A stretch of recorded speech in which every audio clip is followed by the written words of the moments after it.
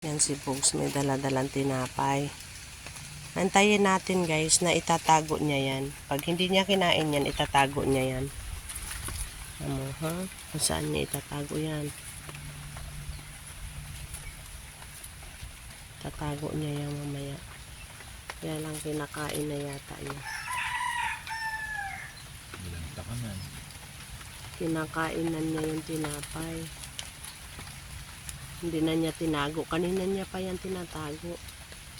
Kung saan niya tinatago yung tinapay. Eh, lagi kong nakikita, dinadalaw niya ng dinadalaw. Kaya ngayon kinuha niya na. Yan. Nakain niya na.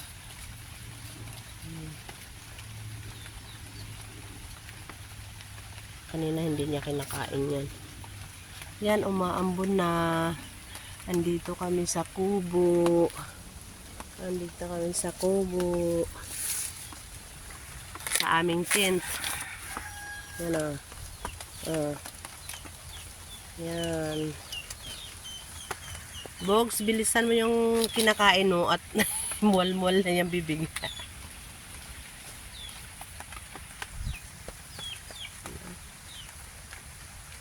Sana yung tinapay mo? Tinapay mo, Bugoy.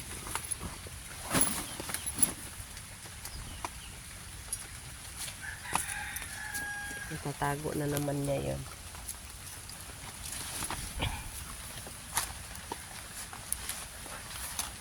Tago niya yan. Hindi kung saan niya itatago. Yan. O, tingnan niya, tinatago niya doon. Lagi yan nagtatago ng pagkain. Ayan yun. Tatago niya na yan maigi. Pagkatapos, iiwanan niya. Tapos, babalik-balikan niya na naman yan. Ayan. Talagang tinatakpan niya maigi ng kanya. Ano? Naitago na? Oh, wala na, naitago niya na. Nandun na yung tinapay. Nandun yung sa baba. Oh, ayun.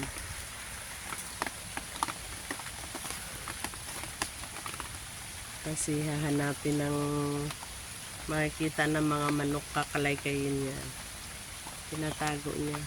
Saan ka na pupunta? Alika na dito. Tingnan niya kung ano. O, alam niya kung saan niya nilagay. Mamaya babalikan niya yan. Kasi nandyan yung mga kalaban niya, mga manok. Oh.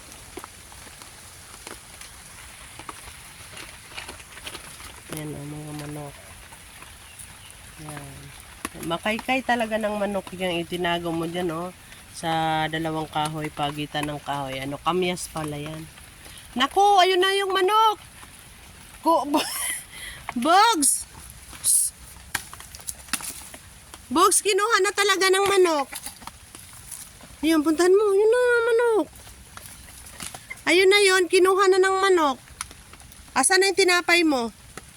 Dali, hanapin mo tinapay mo. Saan nung nilagay yung tinapay mo? Dito. Tingnan mo doon, dali. Doon, tinapay. Puntahan mo. Kinain na ng manok. Wala na. Oh. Kasi kaya niya tinatago nga, hinahanap ng manok, sinusundan. Yan, nahanap din ng manok. Kuhanin mo na, lipat mo, dali. Andyan na yung manok, oh. Yan na yung manok, lalapit na naman yan. Kukuhanin yan, di mo na naman mababantayan. Gumala ka eh.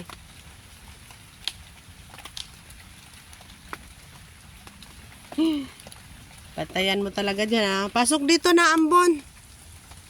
Ayan, nabasa na yung mga dahon ng gabi. Nawala na rin yung sinigaan namin. Wala na, pawala na yung usok. Batuhin na lang natin yung manok. Para hindi kainin yung ano, ayan, mawawasa na yung dahon ng gabi.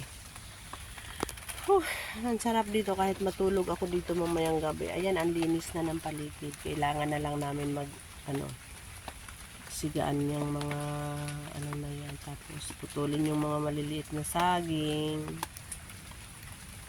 Para malinis na lahat dito, walang saging.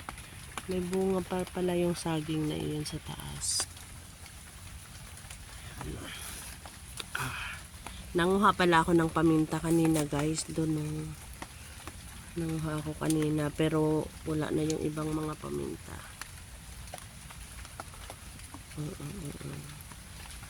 Kasi pa napakaganda ng paligid.